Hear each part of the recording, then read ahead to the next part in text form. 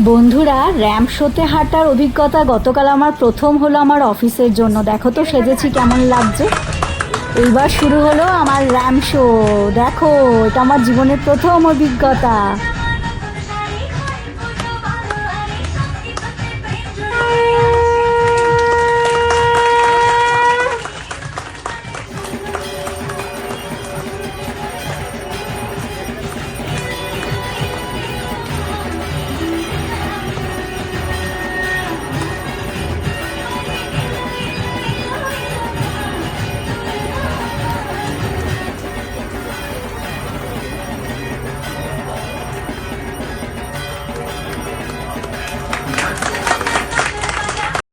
আমাদের প্রিয় ম্যাম, যত বড় কনসালটেন্ট ওনার ততটাই সুন্দর মন।